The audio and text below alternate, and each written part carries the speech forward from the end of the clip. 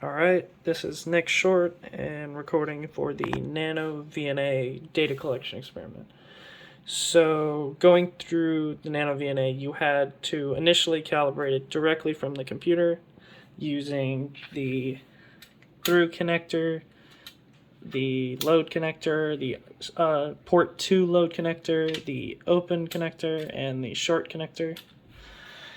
And the first case I have is the mystery load case, where we have a calibrated cable as well as another extra transmission line cable and a BNC connected mystery load.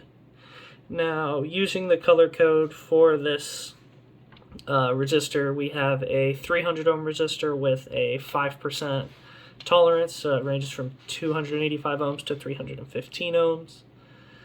And then that has to be calibrated with the NanoVNA Saver software.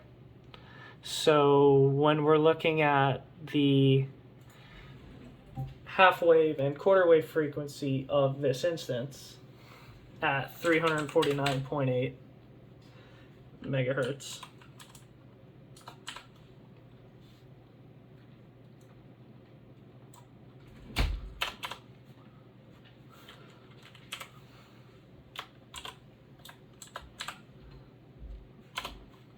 using that marker, which is indicated right there,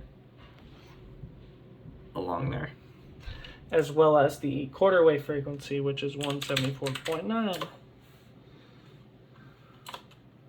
megahertz. We can see which is right there on the diagram. And we sweep through the result of the calibration from the NanoVNA.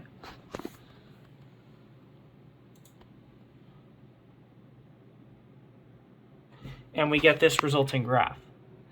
Now, when it starts out here, that's the initial start, which as a result goes to 287 real impedance, which is very similar and within the tolerance of the mystery load. That is read from the color code. So then what we take from that is that as it rotates inward, as shown in the diagram, it means it's going closer and closer to its nominal impedance value. And we can derive our central frequency of this from this graph, where we can find the low point at which the lowest point and the corresponding frequency at which it happens, using the markers. Now, the color corresponding markers correlate to the quarter wave frequency, the half wave frequency, and the quarter wave frequency in this instance. So, and the corresponding gain graph is also provided below. So for this mystery load case, as it's over time, as it's going closer and closer to its nominal value, we're getting closer and closer to a point of absolute transmission. But also at certain frequencies that are beyond both the half and the quarter wave frequency, we have points where it's an absolute reflection as well. And the resulting, after we reach a point in the central frequency, is where we find our ideal impedance.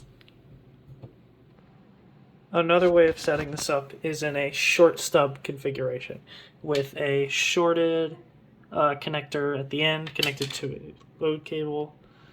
And the results on the NanoVNA shows here, and when read by the software, it's also captured. Now, when inputting the quarter wave frequency at this instance, we get 174.9, but the marker reads a little bit different, as it's trying to find as close as possible that it can reach to actually make sense towards the return loss for the quarter wave frequency and find its central frequency. So where the central frequency is read here at 170.04 is actually the central frequency on the S11 return loss graph, indicating the point of absolute transmission.